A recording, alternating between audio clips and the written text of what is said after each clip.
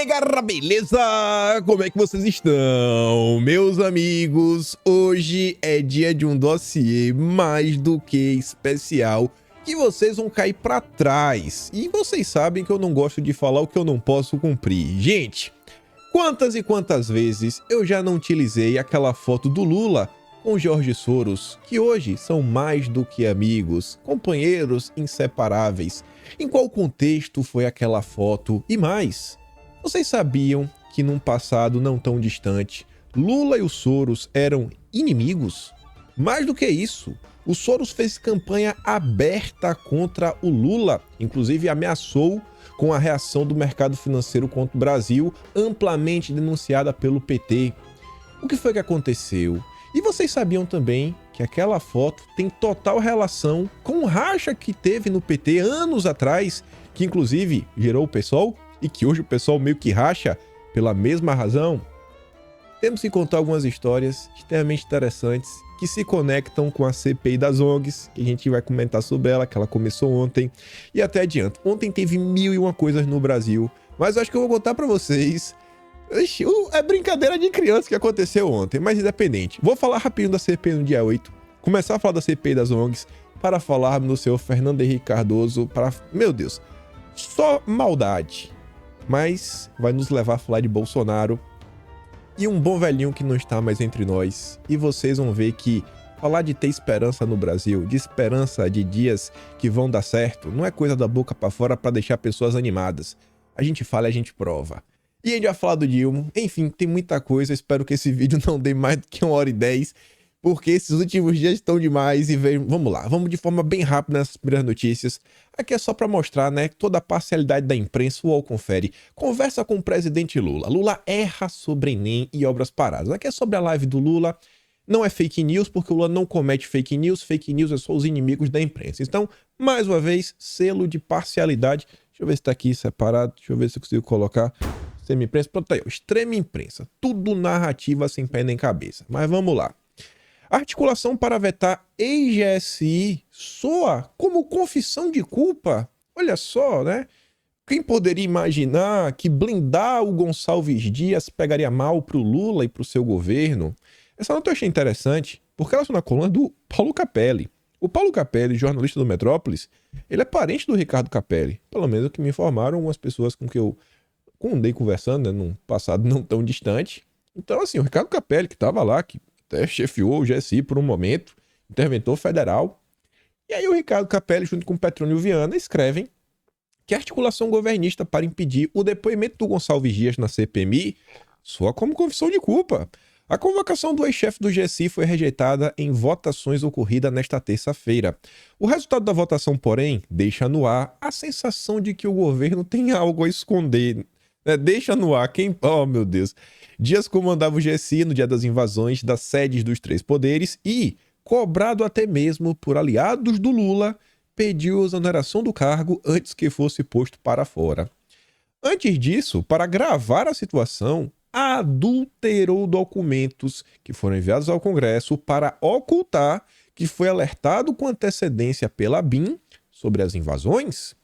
A convocação dos bolsonaristas Anderson Torres e Mauro Cid e a benevolência em relação ao Dias mostram a eficiência de parlamentares da base na blindagem ao governo. Mas essa movimentação acaba por escancarar para toda a sociedade que acompanha, né, que lê o Metrópolis, um outro jornal, porque a Rede Globo não comenta sobre isso. William Bonner vai omitir. Composta em sua maioria por aliados de Lula, que terá alvos seletivos, né? A CPI. Quem poderia imaginar isso também? E aí, gente, tá todo mundo muito triste. Foi uma derrota, não tenho o que comentar sobre isso. Mas, porém, entretanto, todavia, o Arthur Maia, presidente da comissão, que deixou muito a desejar no dia anterior, e ele recebeu uma pressão nas redes sociais que foi interessante, porque as pessoas pontuaram uma falta de, como posso falar, né, de pulso. Deixou o Randolfo Rodrigues tomar conta, fazer o que quisesse. As pessoas reclamaram com ele de forma relativamente educada. Mostrei para vocês ontem, pelo menos, os 3 primeiros comentários que apareceram para mim. E aí o Arthur Maia comentou sobre o caso aí da blindagem do Gonçalves Dias. Essa notícia é bem interessante. E eu explico a vocês por quê. Saiu até na CNN. O presidente da CPMI do dia 8, o deputado Arthur Maia, rejeitou a ideia de que a investigação blinde o governo Lula e disse que a convocação de Gonçalves Dias voltará a ser votada. Peraí. Aí você fala, pouquinho, mas se o Arthur Maia ele pautar de novo e perder, as chances não estão enormes? O governo ter 20 votos contra 11? Sim, faz sentido. Mas o que é que tem de bom nisso, então? Calma, rapaz, calma, respira. Vamos ver o que o próprio Arthur Maia falou em seu tweet. Se ele cumprir exatamente com o que está aqui, aí a coisa fica mais interessante. E cumprir do jeito bem cumprido. Aí eu explico, ó. Foi constrangedor ver a maioria do colegiado da CPMI do dia 8 de janeiro rejeitar requerimentos de convocação de personagens centrais nesta investigação. E aí, além de citar o Gonçalves Dias, ele ainda fala do Saulo Moro da Cunha, aquele cara da BIM, né, que está aí nos informes do relatório, que foi faltando um pedaço lá para a CCAI, a Comissão de Inteligência, que o Espírito Homem pediu, a gente comentou isso aí ao longo do vídeo de ontem. E também o Flávio Dino. Comenta sobre esses três, né? Pô, não vai deixar esses três serem convocados? E, assim, o ministro da Justiça e Segurança Pública, o senhor Flávio Dino, também tem aqueles ofícios, né? Trocados com a Polícia Federal. Na próxima sessão, o que ele tá falando, na próxima, me comprometo a pautar os requerimentos representados e o farei quantas vezes forem necessários. Ele já prometeu para a próxima. Aí é o que eu digo. Se isso daqui não for um discurso da boca para fora e o Arthur Maia ele estiver compromissado em tentar, né, ouvir mais do que um lado, porque ele diz, ó, é inaceitável ouvir apenas um lado. Fala, não, eu irei ouvir ambos os lados. Ele coloca na próxima sessão. O governo vai votar, beleza, vota contra. Beleza. Próxima sessão, começou a sessão, bota de novo, porque ele falou que vai votar quantas vezes forem necessárias. Eu acho que se ele colocar todas as sessões e o governo agir de forma ativa para impedir a convocação do Gonçalves Dias em todas as sessões, eu acho que nem a Rede Globo vai conseguir esconder. E olha que a Rede Globo está disposta a tudo. Nem a Globo eu acho que vai conseguir esconder. Mas depende do Arthur Maia. Realmente colocar quantas vezes forem necessárias. Se ele fizer isso, aí eu acho que o Gonçalves Dias vai ter o seu nome, né, na listinha das pessoas convidadas a prestar esclarecimentos. Então, não se empolga por hora, coloca aqui no meio, vamos observar de forma fria, porque se acontecer, a gente comemora. Se não acontecer, a gente já está, né, no limbo estamos, no limbo continuaremos, mas iremos sobreviver. Avançando, aqui só para comentar, Bolsonaro fez o que dá para fazer, né? Piada do caso. Bolsonaro teve suas contas bloqueadas, conta bancária, uma multa, meu Deus, assim, centenas de milhares. Uma multa basicamente milionária, porque ele não tá usando a máscara. Aí Bolsonaro debocha e diz que vai ver se Bolsonaro paga. O Bolsonaro ia me pagar, né? Porque tá difícil. Esse presidente teve contas bloqueadas por não pagar multa referente ao descumprimento do uso obrigatório de máscaras. Negócio totalmente desproporcional.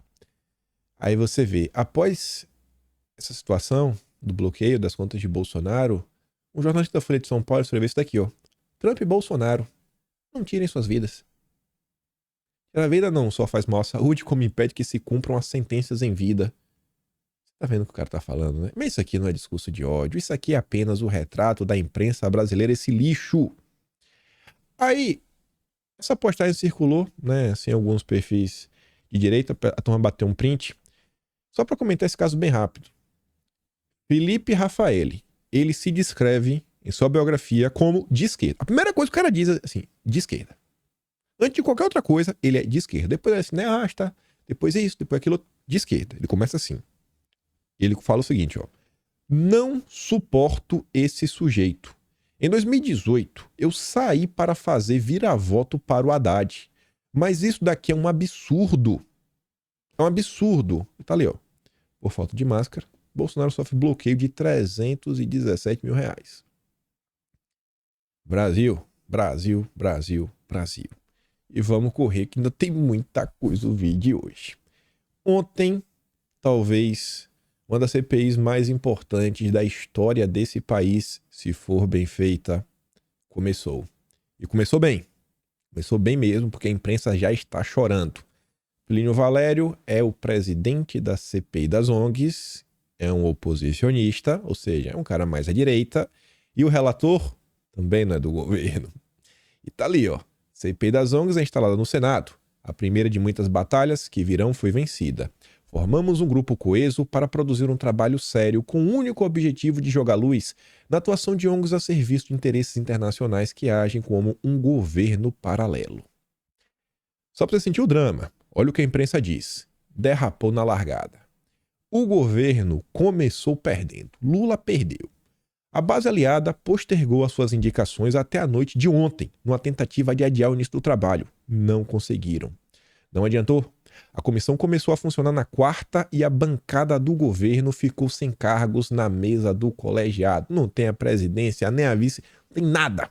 Assim, terá menor poder de influenciar nos rumos da investigação. Na véspera da abertura, o Jacques Wagner ainda tentou emplacar o nome de Beto Faro como relator. Não conseguiu. A relatoria ficou com Márcio Bittar, União Brasil do Acre, ou seja, estado da região extremamente interessado nas investigações. Uma escolha do presidente, que é o Plínio Valério. Ambos são oposição ao governo. E tá ali. O discurso oficial é que não vai ser uma comissão contra o governo, mas como mostrou o bastidor, o objetivo é investigar a atuação das ONGs entre 2002 e 2022, período de 20 anos em que o PT governou por 13. Os senadores da oposição que participam da CPI recorrem ao antigo discurso antigo de uma conspiração. Não é conspiração, né? Segundo a imprensa, é tudo mentira. É tudo tese de conspirador maluco. Para tomar as riquezas da Amazônia. Dizem haver reservas de minério onde são demarcadas terras indígenas. Dizem. Não tem nenhum mapa, não tem nada, nenhum indicativo. É só imaginação. E acusam empresas e governos estrangeiros de explorarem as áreas sob o disfarce de ONGs ambientais. A CPI afirma que mais de 370 ONGs atuam só na região do Alto do Rio Negro. Quem poderia imaginar? E aí, gente, falo para vocês, peço até ajuda. Você que tem um Twitter, eu acho que eu nunca recomendei uma única conta do Twitter. Nesses 4 anos, fiz a recomendação, siga. Mas dessa vez eu falo, sigam. Sigam o Amazônia Azul. O Amazônia Azul já se prestou ao trabalho de acompanhar em loco. O canalzinho dele no Telegram tá lá, tá recortando o vídeo e ele vai acompanhar a CPI das ONGs do início até o fim. E é um tema que é de interesse da nossa nação. E diversos temas que estamos comentando recentemente podem ter algum tipo de desdobramento a partir destas informações, principalmente coisas relacionadas à Agenda Verde. E tá ali, ó. CPI das ONGs instalada. Presidente Plínio Valério, relator Márcio Bittar, vice-presidente Jaime Bagatoli. O governo tentou indicar o relator, mas não conseguiu. Pela primeira reunião vai ser divertido, né? Já tá tirando onda. O perfil Amazônia Azul BR vai mostrar todo o andamento, vídeos dos trabalhos, começando por hoje, vídeos em edição, mas você, seguidor ou não, será o responsável por divulgar uma das mais importantes CPI da história. Ajudem o Amazônia Azul. Ou então façam também o mesmo trabalho. É pelo Brasil, gente. É ali, ó. @AmazôniaAzulBR. Tudo junto. Tem lá no Twitter. Ele manda os vídeos já bonitinho, recortado também lá no Telegram. Ele já recortou uns 3. Eu só vou dar play em um, porque senão não vai dar tempo. Tô acelerando hoje, que ainda tem muita coisa para comentar. Eu ainda vou reclamar de uma coisa, mas calma. A nossa que está desnutrida, os índios que estão morrendo desnutridos, quer dizer, futuras gerações deles. Então, o nosso entendimento, eu vou tentar convencer os membros, é de que há um movimento realmente transnacional para que torne a Amazônia intacta com várias coisas. Antigamente roubava o minério, diamante, ouro, era isso. Depois roubava a biodiversidade, era isso. Mas agora não. O objetivo da Agenda Verde é isolar a Amazônia como um todo. Essa história de dar sempre terra para indígenas, por que Manaus tem 40 mil indígenas vivendo em condições subhumanas e vieram dessas áreas, dessas reservas? Se da terra para o índio resolvesse, Manaus não estaria 40 mil índios vivendo em condições subhumanas. Que a gente tem que, vez por outra, socorrer. Então tem algo errado. Tem algo errado. O Amazonas preserva 97% de sua floresta, tem 56% da população vivendo abaixo da linha de pobreza. Vale a pena preservar? Sem olhar para o homem? Então, são essas indagações que eu trarei para cá com participação de todos os membros. A gente acha que sim, existe um movimento, e se no final eu tiver convencido, direi ao contrário, mas existe um movimento para tornar a Amazônia, que eu chamo de jardim botânico, uma reserva, uma dispensa dos recursos naturais. Mas alguns índios, amigos meus, falam que querem tornar a Amazônia um zoológico. E é em nome desses índios invisíveis, e nós vamos começar por eles, viu? Dar a voz para que eles venham aqui e digam o que pensam, o que querem e o que não querem, principalmente o que não querem. E eu me permita, mais uma vez, vou aproveitar a condição de ser presidente, algumas emendas parlamentares minhas vão para etnias indígenas. E uma delas, a etnia Tearim, eu fui lá, fizeram um ritual e foi legal, entregar uma emenda parlamentar. E tinha uma carta em 4 cartolinas. Quem é novo não sabe o que é cartolina, mas a gente que estudou lá atrás, 4 cartolinas grandona, a escrita à mão. E dizia lá, quase que no começo, obrigado, senador, de palavra, por nos ajudar a realizar o nosso sonho. E eu estava realizando o sonho dele. Sabe qual era o sonho? 19 canoas de alumínio com motor rabeta e 2 picapes. O motor rabeta, eles vão levar um dia para o Castanhal, para colher castanha, melancia e o girimum. Levavam 4 dias para chegar para colher castanhal. Olha o sonho do índio Tearim. É o mesmo sonho dos índios dos astros de televisão. Olha o sonho, gente. Só tem uma canoazinha para de 4 dias levar um. Era o sonho. Assim, imagina, no estado lá do Amazonas, o Plínio ele teve em torno de 840 mil votos. Acho que tem direcionado a emenda para isso. Trouxe muitos votos para ele. A comunidade indígena não é muito grande. Mas tá lá, né? Tá fazendo. Me parece um senador compromissado com o país, com o Brasil. Com certeza não é um cara perfeito. Mas vamos acompanhar para ver. Essa é a fala do presidente da comissão. Acho que ele entende algumas coisas que estão acontecendo no nosso país. Eu não vou dar play aqui no relator, mas eu mando o vídeo para vocês lá bonitinho no Telegram. O link tá aqui na descrição. Mas o Amazônia Azul coloca o seguinte, ó. Palavra do relator da CPI da ONG instalada hoje. Quer dizer que a multinacional noruega, que possui capital público do governo da Noruega, tem isenção de bilhões de reais. Então essa doação do Fundo Amazônia é apenas uma parte da isenção. É o primeiro dia da CPI das ONGs. E é o que o Márcio Bittar fala. Que a Noruega doa 1 bilhão de reais, algo assim. Ele tá falando, acho que era 1 bilhão de reais ou de dólares. Ele fala assim, a tese era mais ou menos o seguinte. A Noruega doa 1, mas recebe, né, essa empresa de isenção fiscal 7. Ou seja, tá certo lucro, né?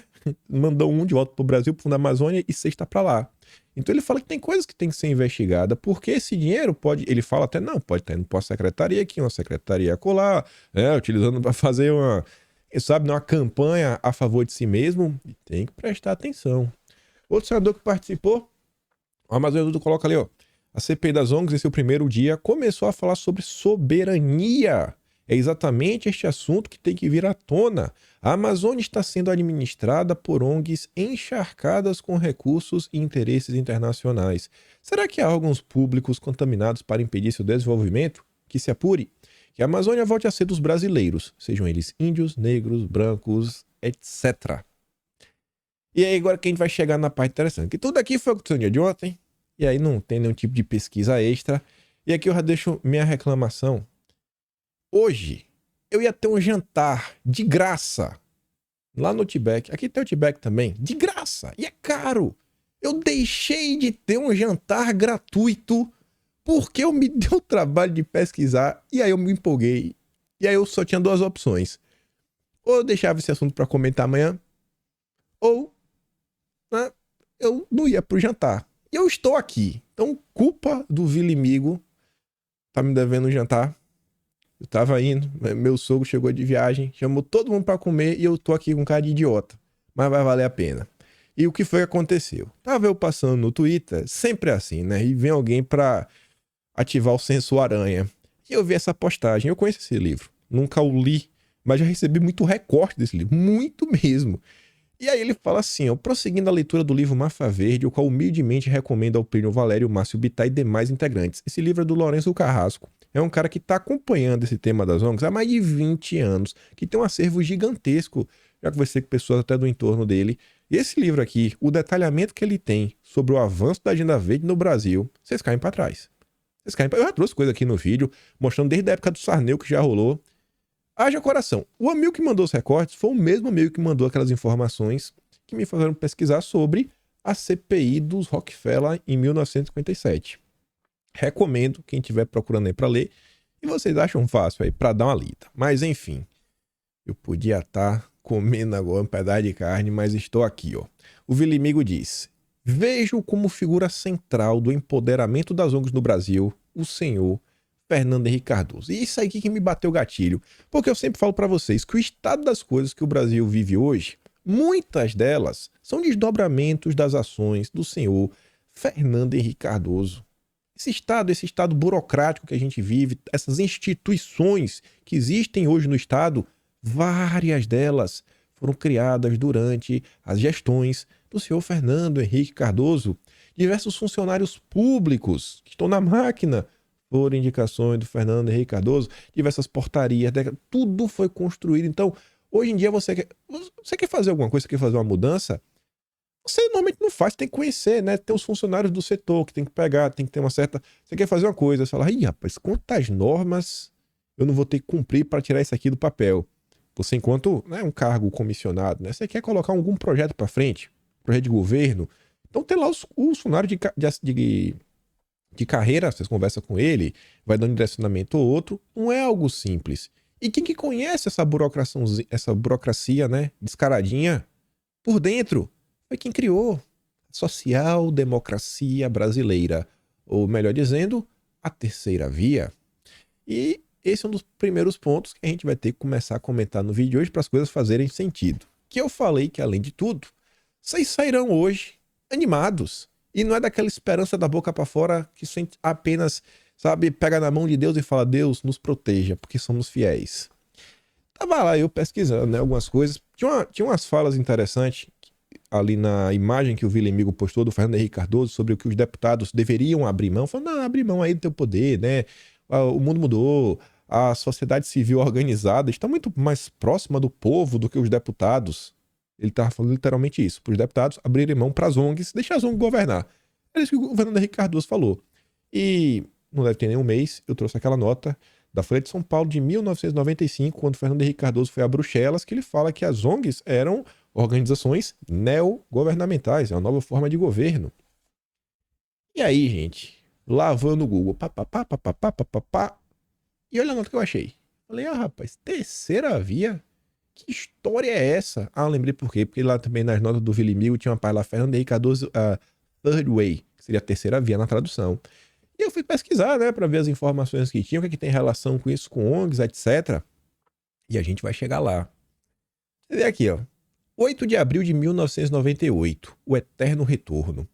Partidos socialistas europeus discutem como ressuscitar caminho intermediário entre livre mercado e estatismo, que é exatamente o que a gente vive no Brasil hoje e em vários outros países. Essa mistura de regulamentação do governo e do mercado, junto com o mercado financeiro, né? Vamos regular juntos, de mãos dadas. Agenda SG. Tony Blair convida a FHC para a terceira via. O primeiro-ministro britânico, Tony Blair, lançou ontem um convite para que Fernando Henrique Cardoso e Bill Clinton se unam ao diálogo de partidos socialistas e sociais-democratas europeus em busca do que Blair chama de terceira via. Terceira via é de esquerda. A turma do Brasil quer ser terceira via? Sempre foi isso, gente. Nunca mudou. Nunca mudou. A terceira via não virou de esquerda no passado. A terceira via sempre foi de esquerda. Mas a mídia brasileira fazia o quê? Tratava essa turma naquela falsa, né, simetria da estratégia das tesouras como o lado direito da tesoura. Mas a esquerda tá aqui. O convite direto de Blair surgiu durante o encontro ontem em Londres de lideranças socialistas e sociais-democratas de 17 países europeus, entre elas 9 premiers. A imprensa brasileira que faz piada, não existe esquerda, extrema esquerda. Não, extrema esquerda não existe, né? Tem os socialistas. Uma matéria de 1998. Você sequer sabia o que era socialismo e social-democracia em 1998? Mas estava ali, ó. Nós estávamos acompanhando a seleção tentar o penta e perdeu para o Zidane. O encontro ocorre sob o guarda-chuva do PES. O que é o PES? Partido dos Socialistas Europeus, um conglomerado menor do que a velha Internacional Socialista, que tem 141 partidos, entre eles o PDT do Brizola. O ministro britânico das Relações Exteriores, Robin Cook, disse que o encontro de ontem foi uma demonstração de força e da vitalidade da social-democracia na Europa de hoje. A força é de fato evidente. Olha só o estado das coisas já em 1998. Partidos sociais-democratas comandam ou integram governos de 12 dos 15 países da União Europeia. Então, quando hoje a turma que acabou de acordar, tipo o Monark, fala: meu Deus, eles tomaram tudo. Em 1998, eles já tinham tomado 12 dos 15 países da União Europeia. Calma. Precisamos ter pressa? Sim. Mas calma. O jogo não acabou. Aí nessa nota falava sobre o legado conservador, mostrando o seguinte, que tudo que estava acontecendo na Europa, aquele resquício de civilidade, né, de bons resultados, e você vê como a Europa está em declínio nos últimos 30, 40 anos. A matéria da Folha de São Paulo falava do legado conservador. O próprio Reino Unido é o exemplo mais poderoso. É o país entre os grandes europeus com o menor índice de desemprego. O grande fantasma que assombra a Europa. Mas, olha, tem que ter o mas. O mas já existia no jornalismo brasileiro. Mas o baixo desemprego... ainda não é esse não.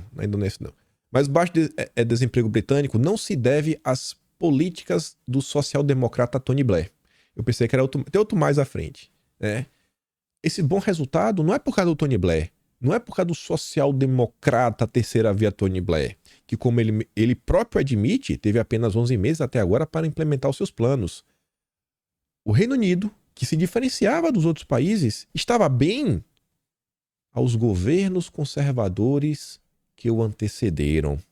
Mas que em contrapartida, e agora veio mais, mas que em contrapartida ampliaram a brecha social. Ué, irmão, peraí, a turma tá todo mundo empregado, só que quem tava rico ficou ainda mais rico. E essa preocupação do jornalista da Folha de São Paulo, né? Contradiz o compromisso social-democrata com a justiça social, que é todo mundo ser pobre. Todo mundo ser pobre. Não, acabou o desemprego. Mas quem tava rico ficou mais rico. E o nosso objetivo é todo mundo ser pobre igual. Não ter desigualdade. Folha de São Paulo, desde 1998, esquerdando para todos os lados. E aí? Falei que no vídeo de hoje tínhamos falado de um bom velhinho que não está mais entre nós. Não é que eu achei um texto do senhor Olavo Luiz Pimentel de Carvalho, o véio Olavo, Jornal da Tarde, 12 de novembro de 1998. E ele falava que o ringue político brasileiro está dividido entre duas e não mais de duas forças, comunistas e sociais-democratas, esquerda e esquerda.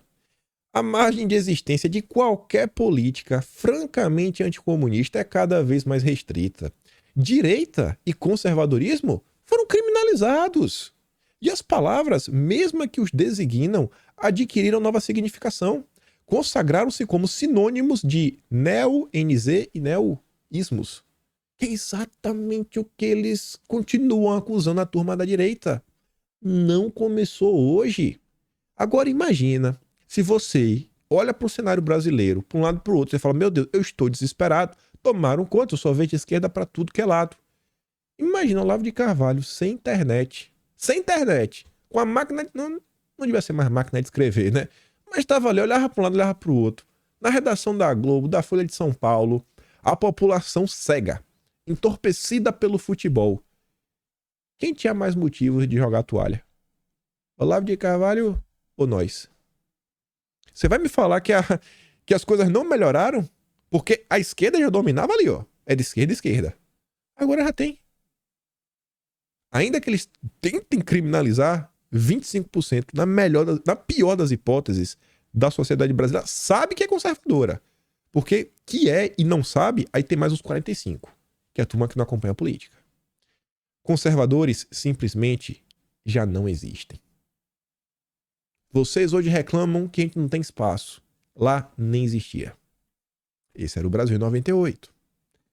Tal como acontece invariavelmente nas situações em que a esquerda domina hegemonicamente, sua ala mais moderada é incumbida de posar no papel de direita, ocupando espaço de modo que conservadores e liberais não possam entrar.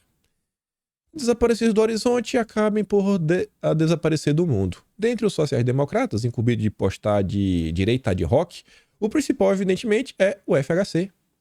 Nada mais elucidativo para ilustrar a dubiedade desse misterioso governante do que comparar a orientação de sua política econômica com a de sua política educacional. 98.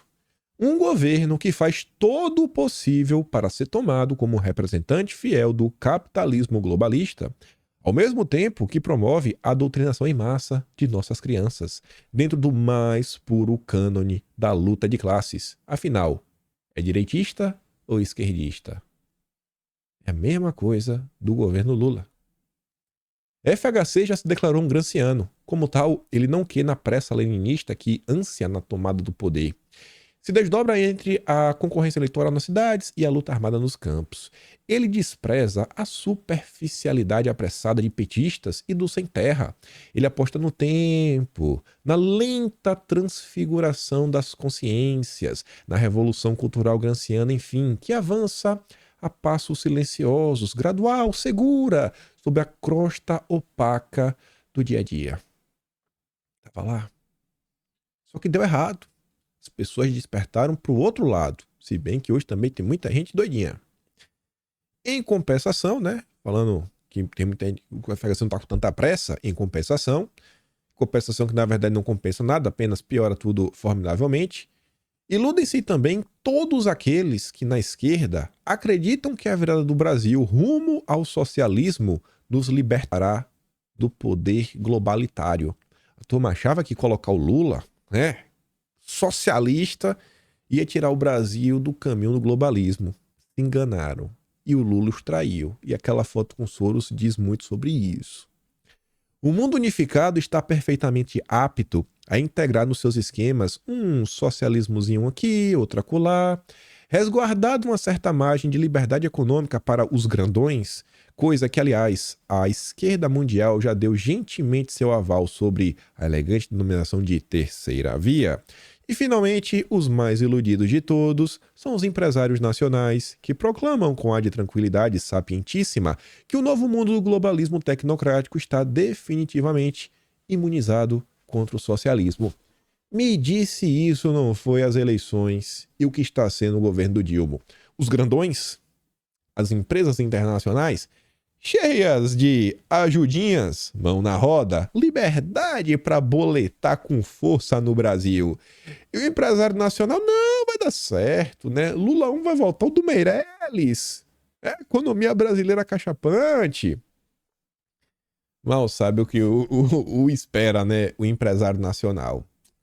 E esse quadro, em 98. E não tinha quem fazer nada ao contrário. Nem deputado, não tinha, gente. A direita, os conservadores já tinham desaparecido. Segundo Olavo. Aí, avançando aqui um pouquinho no tempo, antes de chegarmos em Jair Messias, Fernando Henrique Cardoso inicia amanhã a viagem pela Suécia, Polônia e Eslováquia. Depois dele participar daquele evento, né, o primeiro lá, da terceira via, que o Tony Blair chamou, passados anos, ele foi para a terceira reunião, olha só, da cúpula sobre governança progressista. Governança, o G, inclusive, do SG, progressista. E queriam te vender no Brasil, a Rede Globo mentia na tua cara, falando que o PSDB era de direita. O nome dado à corrente política que busca a terceira via. A terceira via é a governança progressista. Não à toa temos o Armínio Fraga no Brasil, né? Toda a turma do Real, os liberais, João Amoedo, governança progressista. Conjugando o liberalismo econômico com preocupações na área social. SG. Só faltou falar botar o meio ambiente, né? Assim, na área, é porque era área social. Hoje em dia eles falariam na área socioambiental. O tempo passa, o tempo voa. E a turma tá fazendo maldade, ó, há mais de décadas. Este ano farão parte da cúpula, né, diversas pessoas, dentre elas o Guterres, que hoje é o secretário-geral da ONU. A ONU é um braço disso tudo. E aí, nessa reunião, Fernando Henrique Cardoso falou algumas coisinhas. E olha que engraçado. Essa nota é engraçada do início até o fim. A subseção do jornal antes da manchete, governo global. Governo global, mas isso é teoria da conspiração. Documento de Estocolmo insiste em globalização democrática. Veja como democracia já vem sendo deturpada há muitos anos. Avanço da direita ameaça a velha turma da terceira via. O que foi que Jair Messias Bolsonaro fez no Brasil se não varrer a terceira via pro... Meu Deus, não vou nem falar pra qual lugar. Gente, a história tá aí. A Conferência de Governança Progressista, mais conhecida como Terceira Via, terminou ontem em Estocolmo com menos força do que nos outros dois encontros do grupo, que se reúne regularmente desde 1999. O comunicado final é longo e fala em conceitos genéricos sobre democratizar a globalização e manter a disciplina econômica, ou seja, regulamentação, como condições para haver justiça social. Que vocês sabem o que é, né? Vocês estão vendo aí o avanço da agenda woke, a agenda identitária, as regrinhas. Não, para entrar nessa empresa, né? Tem que ser minoria, cota aqui, cota acolá, controle da linguagem. FHC e o primeiro-ministro do Reino Unido, Tony Blair, negaram enfaticamente que o grupo estivesse em risco. Não estamos em risco, estamos de boa, tá de boa. E o pior é que eles ficaram de boa até 2018, pelo menos no Brasil. Acho que tivemos êxito e nossas ideias são muito consideradas hoje em dia, disse Tony Blair na entrevista concedida por ele, por todos os participantes no final de semana de ontem. Para ele, há um consenso hoje de que temas como ismo, olha só, em 2002, 24 de fevereiro de 2002, já tem um consenso entre a esquerda globalista e internacional progressista que temas como mudanças no clima, reformulação do sistema financeiro internacional, o evento que o Lula está indo agora no final do mês para se encontrar com o Macron, não é um novo pacto financeiro global? Mas que coincidência! Devem ser tratados de forma conjunta e global. Vá! Mais adiante, nós rejeitamos o dogma do livre mercado. Eles gostam de uma regulamentação como um bom liberal. Mas em nome de buscar mais e melhores empregos, nós vamos buscar reformas que abram os mercados. Mas vai abrir o mercado como? Olha como é que o liberal gosta. Investir em conhecimento e promover inclusão social por meio de políticas mais ativas no mercado de trabalho. Colocar as letrinhas o E e o S no SG para andar. Vocês nunca foram liberais. Até isso eles mentiram para vocês. Eles pegaram aquele sentimento que tinha dentro do seu coração, que você estava indignado com a roubalheira que estava acontecendo no Brasil, principalmente ali na época da Petrobras. Você estava indignado, você estava com raiva do PT, e aí eles falaram, não, vamos privatizar tudo, e te vendendo porque isso é ser liberal. Aí você falou, então eu sou liberal, mas tu não estava muito preocupado em vender, tu estava só querendo tirar o PT. E aí abraçou a pauta, né? E lembra que quem começou com essa história de privatização, e ainda a preço de banana, o senhor Fernando Henrique Cardoso. Gente, algumas coisas não são aleatórias. Não são. E por mais que os liberais... E olha só, os liberais acusavam Bolsonaro de não privatizar. Era acusação... Não, Bolsonaro prometeu privatizar e não privatizou. Mas Bolsonaro falava, peraí, irmão, não é assim? Olha o mundo, olha as estatais, tem estatais que são estratégicas. Existem as estatais que são estratégicas. E mais do que isso, você tem que pensar para quem você vai vender. E os liberais traíram Bolsonaro no primeiro momento. Eles acharam que iam se fritar no governo. Não no governo do Jair. Beleza que algumas coisas passou, que a turma até reclama, eu reconheço. Passou algumas coisas dessa agenda, passou algumas coisas, infelizmente. Paulo Guedes também não é santo. Mas estava lá, o Jair Messias. Tem gente que diz que ele não é conservador, mas a gente também vai falar isso e vamos provar. Hoje, assim, tem uma matéria que vai ser pro resto dos dias. Mas chegaremos lá, né? Sobre mercado, inclusão, mudança climática, toda essa agenda da terceira via, hoje de manhã, 6 da manhã, lá vem maldade. Governo vai atrelar a autoridade climática a mercado de carbono para facilitar a aprovação. Isso aqui é pior do que você imagina. O Ministério do Meio Ambiente vai atrelar a nova autoridade climática à regulação do mercado de carbono como uma forma de facilitar a criação da instância entre os parlamentares. Por quê? Ambos devem constar em um único projeto de lei que a Marina Silva, né, a pasta dela, pretende protocolar ainda neste semestre. O argumento será que não há como fazer um mercado de carbono sem uma entidade externa para fiscalizá-lo. Não há como criar o mercado financeiro sem a CVM para fiscalizá-lo. Aquela CVM, a famosa, que às vezes está deitada em berço esplêndido, não dá hora de investigar. Mas está lá. Lá vai a Marina querer controlar o mercado de carro. Eita, lelê. Na prática, ao vincular um tema no outro, o governo pega carona em uma pauta incentivada fortemente pelo setor privado, pelos liberais, para diminuir as resistências em torno da autoridade climática. Não tem ninguém besta.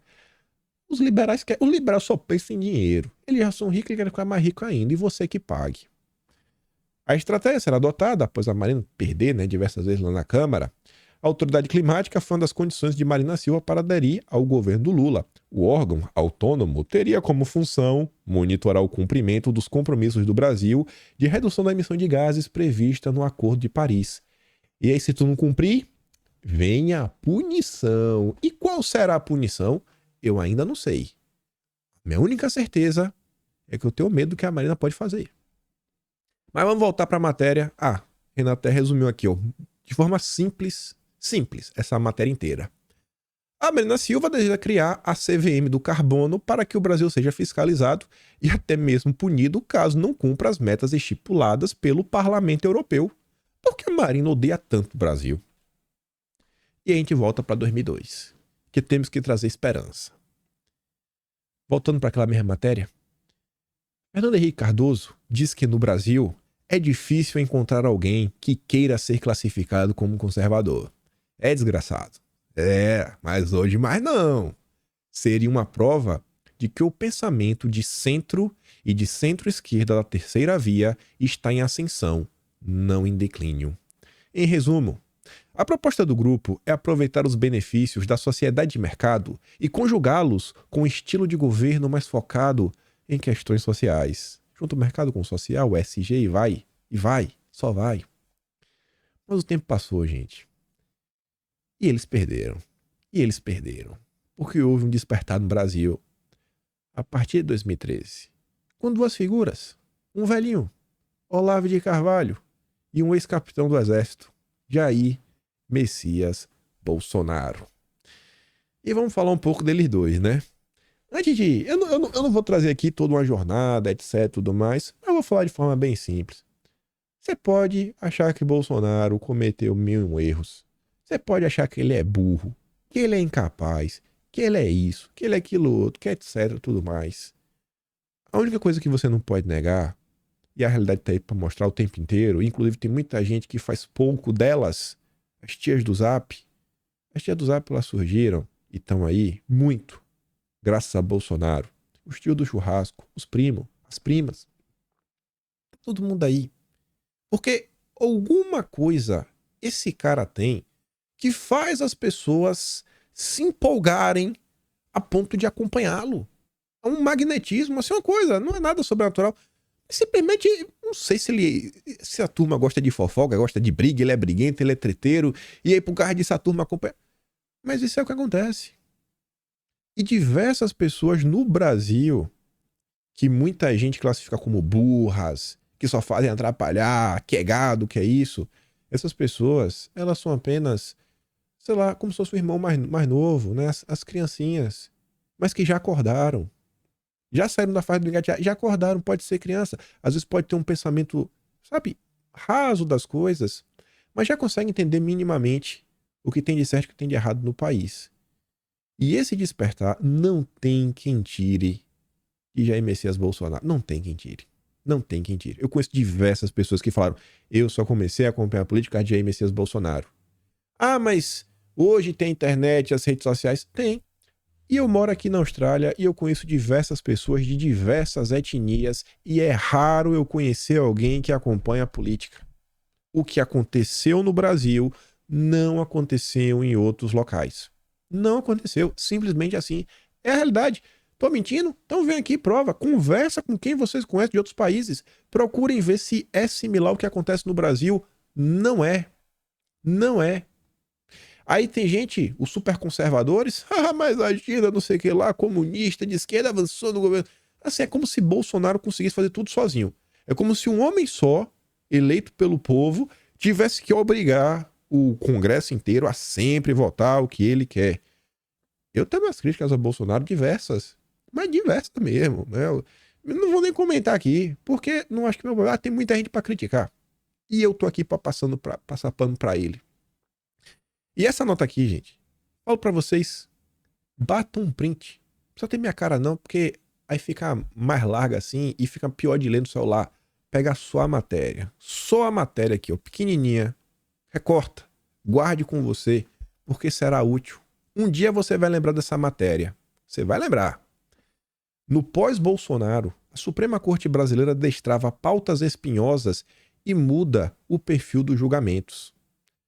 Muita gente postava um meme que era um gigante segurando uma pedra gigantesca e tava lá a turma, porque o gigante ele sai segurando a pedra, né? Ele cai e aí o pezinho do gigante bate numa torre, aí quebra uma torrezinha do castelo, aí todo mundo começa a jogar pedra no gigante e ninguém tá percebendo a pedra que ele tá segurando. Ninguém tá percebendo o freio que ele tava conseguindo ser. O freio não, paraquedas, porque ele continuava a cair, mas devagar.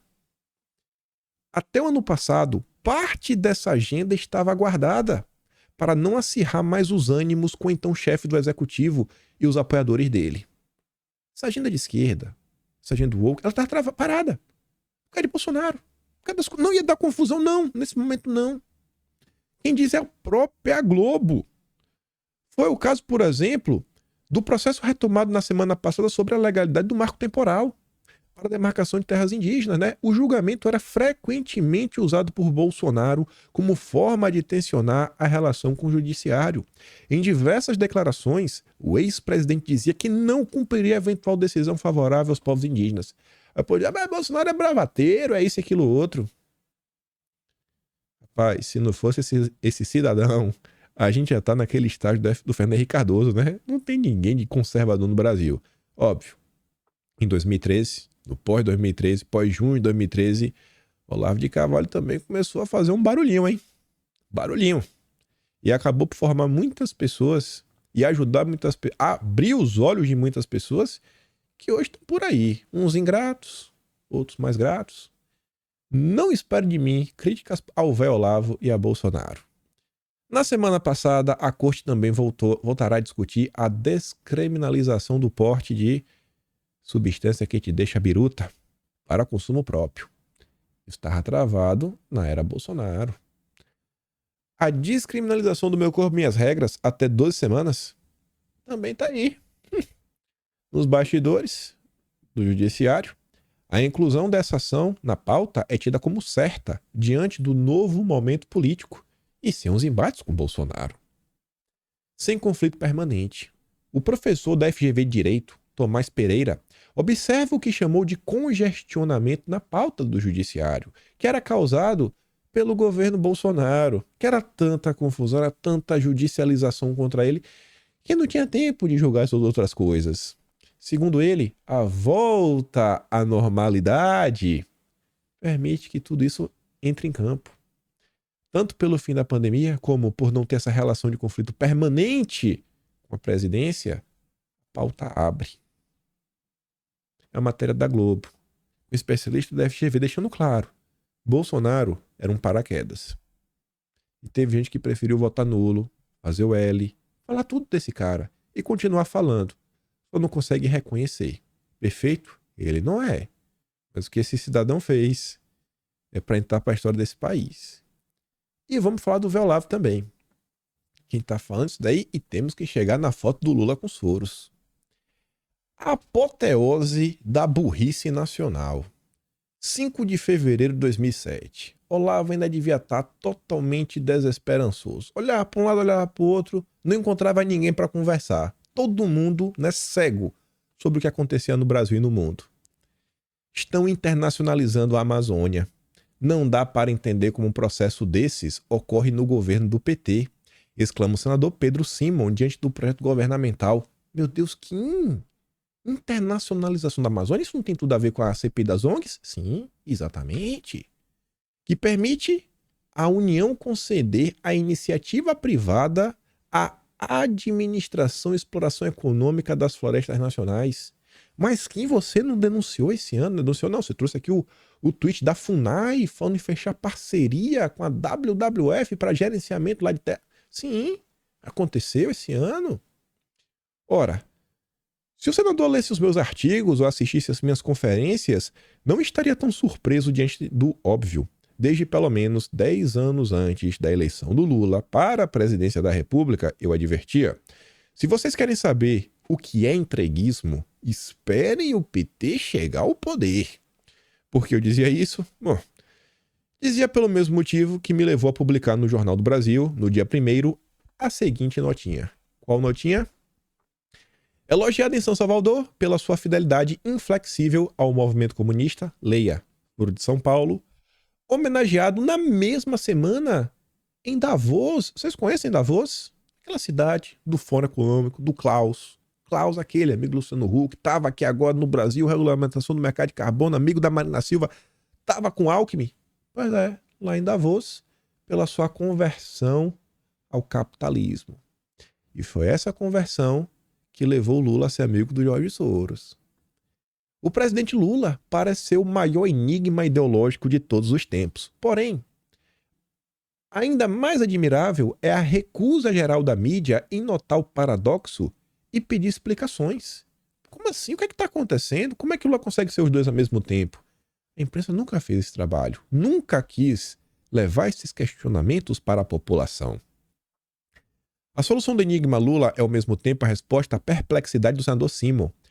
Tudo isso seria claro como um diamante se não estivéssemos num país onde não entender nada é dever patriótico. Olha, o Olavo estava tomado pelo ódio. Os patriotas estão assim, é obrigação para saber nada, não sabe nada, tá perdido.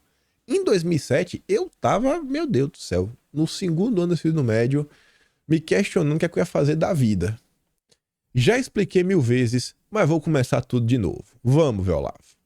Enquanto os nacionalistas brasileiros, burros intoxicados de esquerdismo, continuam bradando contra o bom e velho imperialismo yankee dos anos 40, e esse, inclusive, é um dos motivos que, quando eu fui lá no Monark, eu não entrei naquele papo de nacionalismo. Eu falei, acho que isso é ruim. Temos que pensar numa palavra mais objetiva. Não é porque o termo pode ter tá carregado de forma... Não. Nacionalismo no Brasil, não tem o que falar. Tá ligado na esquerda.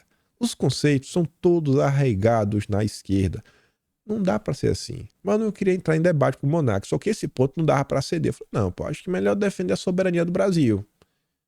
A soberania é que esse patriota, beleza. Patriota soberanista, mas nacionalista, no Brasil, é meio complicado, né? Esse termo, esse conceito é utilizado para eleitor do Lula. Infelizmente, na maior parte do tempo. Tem uns que tentam falar que não, mas no final do dia, a turma acaba cortando para a esquerda. E espero que eles aprendam. Aí lá falava, ó, tava lá, gritando contra o imperialismo yankee, e vendo nos conservadores americanos a encarnação máxima desse fantasma glutão inventado por Stalin. Muita coisa sucedeu nos Estados Unidos que escapa totalmente ao seu acanhado horizonte de visão. A principal é que o grupo de milionários, senhores quase absolutos da grande mídia e do establishment universitário, embarcou com todas suas armas e bagagens numa aventura utópica do governo mundial destinada a transcender e suprimir a República Norte-Americana. Não se trata de nenhuma trama secreta. Está tudo publicado, explicado, oficializado. Revolucionários desse poste não apostam no seu próprio segredo, mas na estupidez das massas que não enxergam o que está diante do seu nariz. É exatamente hoje. Eles falam para todo mundo ouvir. Está todo mundo acompanhando. Mas se tu chegar no meio da rua e perguntar se eles sabem quem é o senhor Schwab o que é o Fórum Econômico, a turma fala, tá falando do quê? Ainda tem muita gente para acordar. Em 1994, no relatório sobre desenvolvimento humano, a ONU já declarava abertamente: os problemas da humanidade já não podem ser resolvidos pelos governos nacionais. É preciso um governo mundial. A melhor maneira de realizá-lo é fortalecendo as Nações Unidas. Para mais explicações, a Olavo deixava lá o link. No ano seguinte, a resolução aparecia sob a forma de um plano detalhado. Olha o plano. Our Global Neighborhood, publicado pela Comissão de Governança Global, que pregava a subordinação da soberania nacional ao transnacionalismo democrático. As etapas necessárias para a consecução do objetivo comum incluíam, primeiro, um imposto mundial. Um imposto de carbono, porque carbono tem no mundo todo, né? O clima é internacional. Olha como se encaixa, né? O carbono com o imposto mundial. Segundo, um exército mundial sob o comando do secretário da ONU. O Lula, eu não estou em dúvida qual foi a fala do Lula agora, mas ele falou esse ano, tá lá no Atlas, que inclusive hoje saiu o Atlas de abril, kimpen.com, você já pode acessar, tá lá os 4.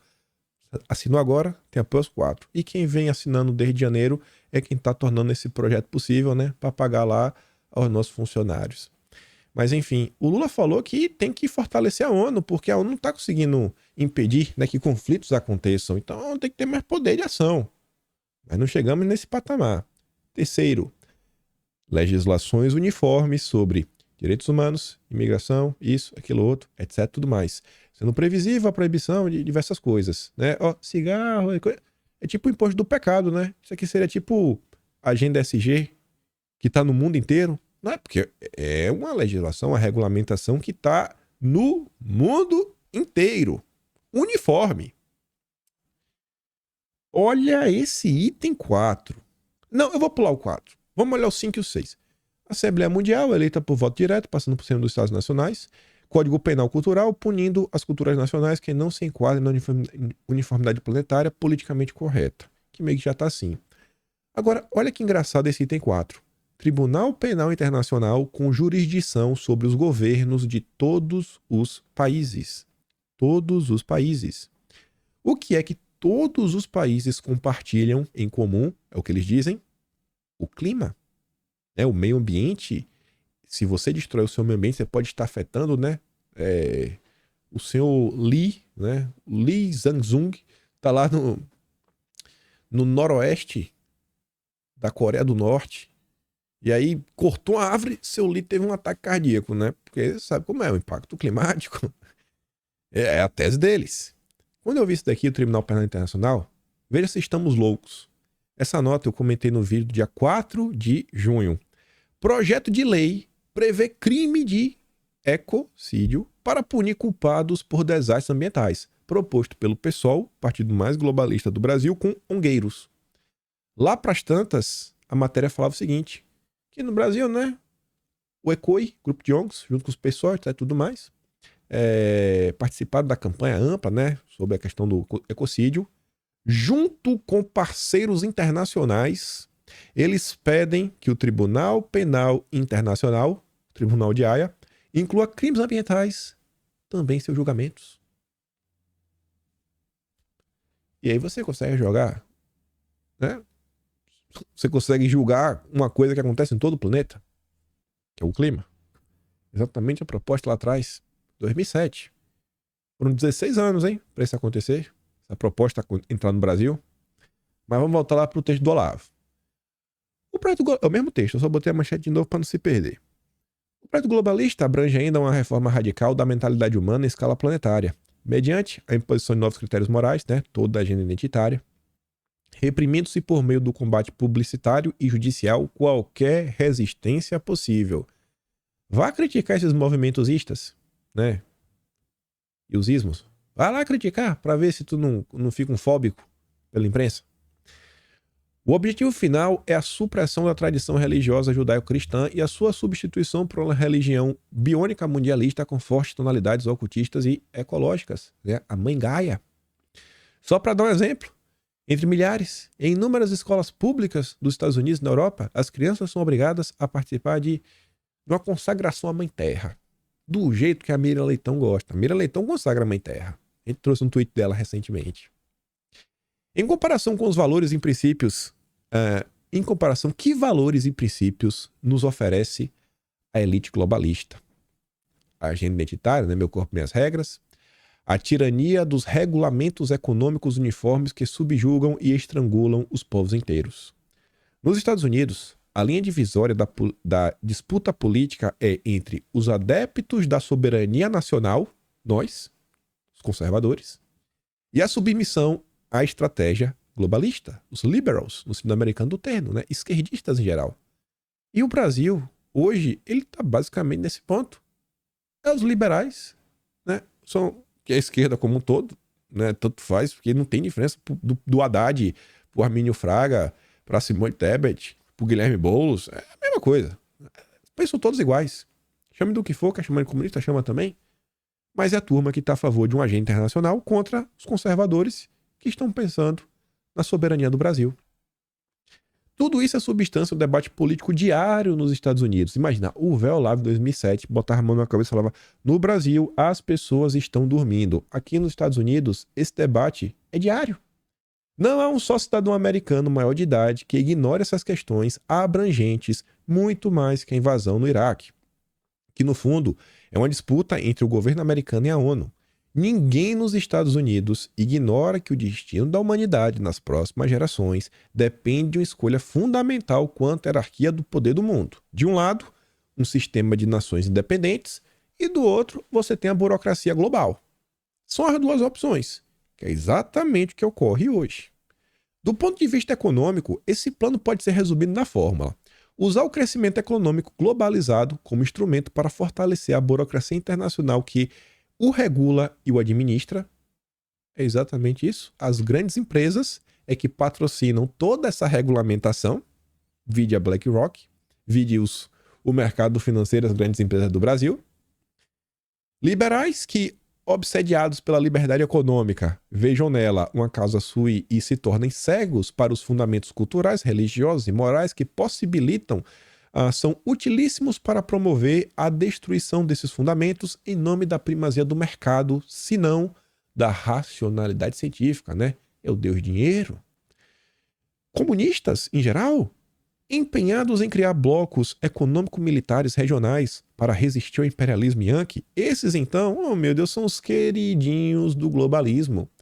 Um exemplo é o Maduro. Aí você se pergunta como o Maduro é um queridinho do globalismo?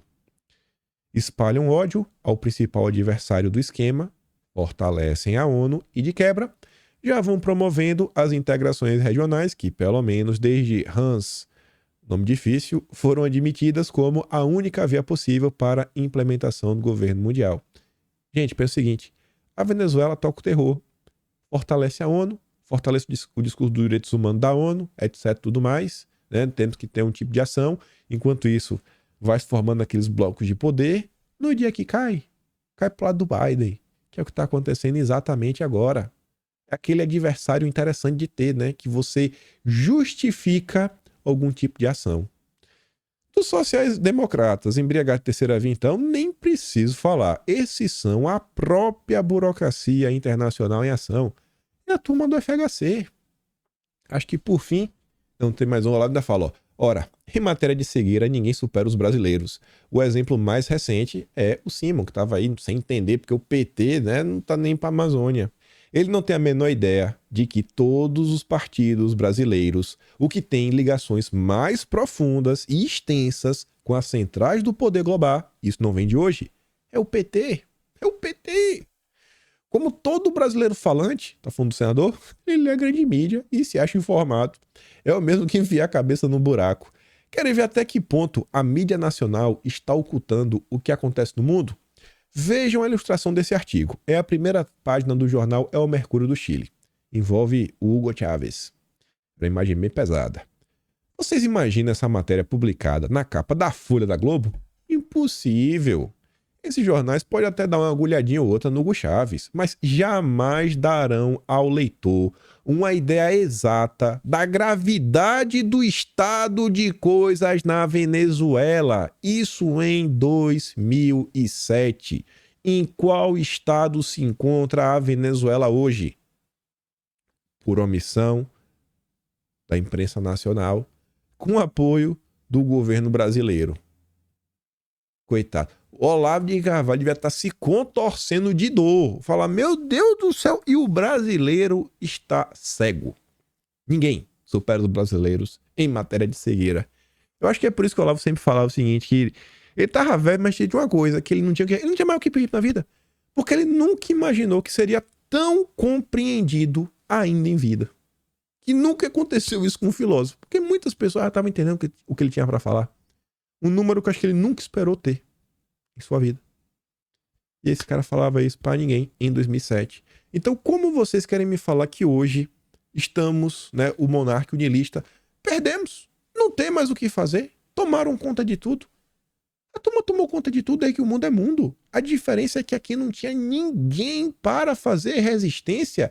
Fernando Henrique Cardoso arrotava, se vangloriava que tinha acabado o conservadorismo no Brasil. E 21 anos depois, olha onde nós estamos, né? Fernando Henrique Cardoso falou isso em 2002. Olha onde nós estamos. 14 anos depois, não, 16 anos depois, Bolsonaro chegou ao poder. Gente, isso é uma coisa sem igual. Por isso que quando a Dilma caiu, o Bolsonaro foi o acidente do meio do percurso. Não vou falar do Casazélio, né? Que é para não parecer que eu sou maluco, né? Mas vamos lá. Querem outro exemplo? Olha o relatório da situação lá do grupo de trabalho da Amazônia, que foi lá a ABIN que fez, né? O CISBIN. A questão indígena atinge uma gravidade capaz de pôr em risco a segurança nacional, considerando a atual reivindicação de autonomia e a possibilidade de futura reivindicação de independência de nações indígenas. O quadro geral está cada vez mais preocupante, especialmente na fronteira norte. As organizações não governamentais, algumas controladas por governos estrangeiros, adquiriram enorme influência, na maioria das vezes, usada em benefício da política de suas nações de origem, em detrimento do Estado brasileiro. Na prática, elas substituem, nas áreas indígenas, o governo nacional. Isso em 2007. A ABIN falando isso. Nem comenta a redação, obra de semi-analfabeto. Ao longo de todo o documento, a sigla ONU nem aparece. A transformação das áreas indígenas em nações independentes para quebrar a espinha dos estados nacionais a que pertencem é um objetivo repetidamente proclamado pela ONU, e as organizações não governamentais presentes na Amazônia são todas associadas à ONU. Mas os iluminados experts militares que elaboraram o relatório de situação não têm a coragem, não têm a hombridade, não têm a inteligência de declarar que o território amazônico está sendo ocupado pelo mesmo esquema internacional que orienta e subsidia os movimentos anti-americanos por toda a parte. E aí chegamos no Dilma já com 1 hora e 7 minutos de vídeo. Mas a gente vai ter que falar, porque não tem como fugir disso daqui. Aí pesquisa vai, pesquisa vem no meio daquilo tudo, né? Quando ela falou ali que, rapaz, o Lula foi elogiado em Davos. Eu falei, rapaz, em Davos? Em Davos, Lula? Pelo Schwab, tu amigo do Schwab é descarado. E tu não contou pra gente? Ah, não acredito. Aí eu fui olhar, né? Não é que eu achei essa matéria aqui da Folha de São Paulo? 27 de janeiro de 2003. Primeiro mês do governo Lula 1. Não tinha nem completado o primeiro mês. Clóvis Rossi escrevia: Jorge Soros afirma agora que governo do PT tem que dar certo. Agora tem que dar certo. Uai, o que foi que aconteceu? Olha que engraçado, gente. Jorge Soros, de 72 anos, inverteu completamente o raciocínio que ele fez para a Folha de São Paulo em junho passado, quando a campanha eleitoral brasileira começava a esquentar. Naquele momento, Soros dizia que os mercados financeiros imporiam o caos se os eleitores nas pesquisas não optassem firmemente por José Serra. Vocês votem no Serra, porque se vocês não votarem no Serra vai dar ruim. E aí o Jorge Soros mudou de ideia. Não, virou amigo do Lula. Ontem, em encontro com o próprio Lula em Davos, isso não é à toa, Soros disse que o teste agora seria para o próprio mercado financeiro, ou seja, o mercado teria de demonstrar que é capaz de aceitar um resultado eleitoral impecavelmente legítimo e democrático. Gente, olha só, você nem sabia quem era Lula. Do dia pra noite o Lula virou amigo. Quando o Lula foi em Davos e apertou a mão do Soros. Ih, rapaz. Estranho, viu? Ironia à parte, o presidente só pode ter ficado satisfeito com Soros porque esse financista disse está disposto a ajudar o Brasil, né, em organismos internacionais e na complicada batalha para reduzir o risco do país. E aqui temos a foto do senhor Luiz Inácio Lula da Silva, lá com o Dilma, né, o Dilma com Soros lá em Davos. Gente, era o primeiro mês de governo. E o que sabe o que aconteceu? Antes de falar do que aconteceu, temos que voltar 2 anos antes. 3, na verdade. No ano de 2000, saiu essa nota. Era o movimento da esquerda brasileira contra o Fórum Econômico. O PT hoje, esse partido que virou o vassalo oficial do Biden, os maiores traidores do Brasil, um dia, essa turma fingiu combater o imperialismo americano. O Fórum Econômico já existe desde 1973, se eu não estou enganado. E o que a esquerda brasileira fez? Criou um contraponto. O Fórum Social Mundial. Já ouviram falar disso? Se não ouviram, vou ouvir agora. O próprio Aloysio Mercadante escrevia, falando das mudanças. Ele falava do acordo de Bretton Woods, né, que é do Banco Central Americano, lá do Fed, essas tretas todas que acontecem até hoje, mas ele falou que tem que ter o contraponto. Ele falou que isso aí gerou o mundo que a gente estava vivendo naquele momento. E além disso, tinha outros organismos que estavam ajudando a moldar a sociedade. Qual era o organismo que o Aloysio Mercadante citava como inimigo da esquerda, do proletariado, dos camaradas? Uma dimensão não menos importante da construção ao longo das últimas décadas dos alicerces institucionais da nova ordem econômica e política foi o surgimento de mecanismos próprios de articulação em escala global dos interesses e influências da comunidade de negócios, a grande beneficiária da globalização. É o caso do Fórum Econômico Mundial. Só que foi por meio desse conjunto de instituições representativas dos interesses hegemônicos dentro do processo de globalização que se alimentou a difusão do pensamento único. Todo mundo tem que pensar igual.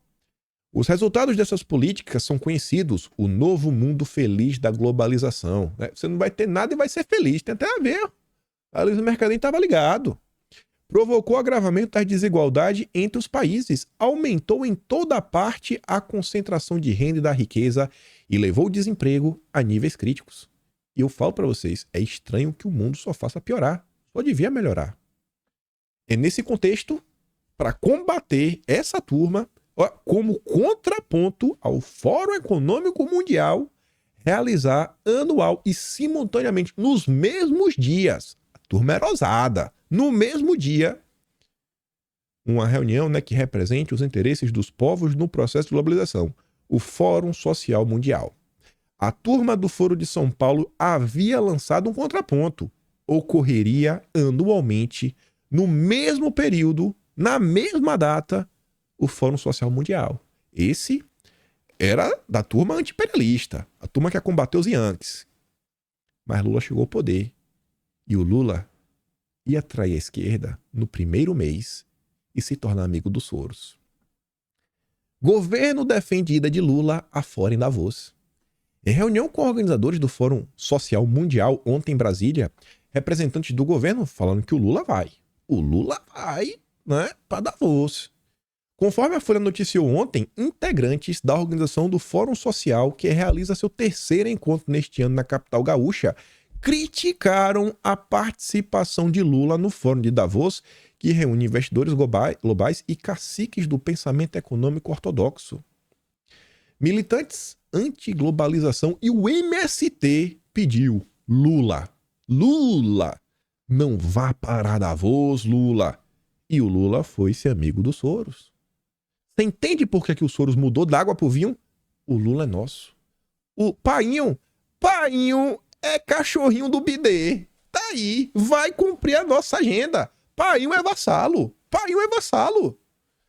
Coordenadores do Fórum Social Mundial, o maior encontro anti-globalização do planeta e do Movimento Sem Terra, do MST, pediram ao Lula que ele não vá encontrar os Soros. Lula, não vá a Davos. Nós que construímos o Fórum Social Mundial, o criamos por oposição a Davos. Agora é muito difícil entender a viagem de Lula a Davos. Não é difícil, não. Ele traiu vocês como ele continua traindo todos os dias. Depois dos 3 anos em que demonstramos o quanto Davos é prejudicial para o modelo econômico internacional.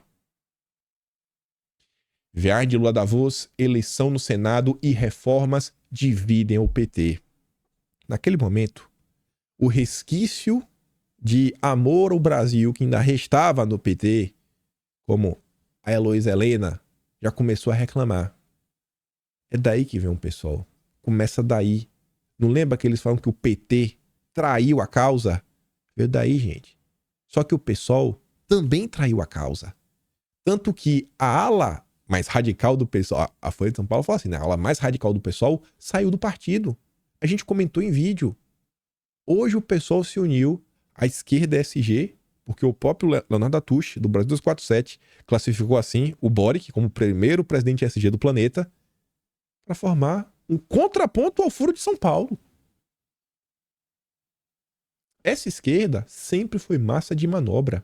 A esquerda que finge lutar pelo interesse nacional é massa de manobra na mão do Soros, na mão do Lula.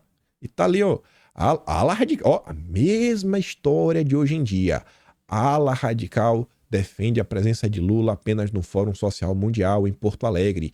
Ir a Davos seria a legitimação de um modelo que nós criticamos, argumentou Heloísa Helena. E para encerrar, petistas criticam decisão de Lula de viajar a Davos. A participação do Lula de viajar nessa sexta para Davos, onde participar do Fórum Econômico Mundial, provocou reações negativas dentro do PT. M. Sader, famosão aí, né? Lula está dando um presente para um cadáver para um cemitério. E a Folha de São Paulo fazia a seguinte análise. Só a manchete. Lula está mais próximo de Davos do que de Porto Alegre. Esse é o painho, vassalo do Biden e do Soros, que finge que tá do lado dos BRICS. E a história não muda, gente. Mas tá aí. A única coisa que mudou nesses anos, a única, foi que nós aparecemos. E que hoje a gente sabe que a gente é conservador. E que a gente tá aí. E hoje o problema, ele tá sendo dito. Eles nunca tiveram que esconder essa agenda. Eles nunca tiveram que fazer nada. Sempre foi aberto. Só que nós estávamos dormindo. E é por isso que eu digo mais uma vez. A nossa função é sobreviver. Porque um dia eles nos tiraram do ar. O FHC um dia se vangloriou que não existia direita no Brasil. Não existiam conservadores. Essa era a prova final da vitória da terceira via. E eles que desapareceram. Tiveram que se unir ao Lula. Tiveram que se unir ao Lula. Essa união também não é aleatória. Enfim. Eu coloquei a ler, eu sabia que não dá pra comentar sobre ela. Aquela foto ali, ó, dos Soros com a Ilona Zabó, FHC. O primeiro cara da esquerda, lá do Soros, é o filho dele, né? Olha só como são as coisas. Já tava aí, né? O Alexander, amigo da Marina Silva.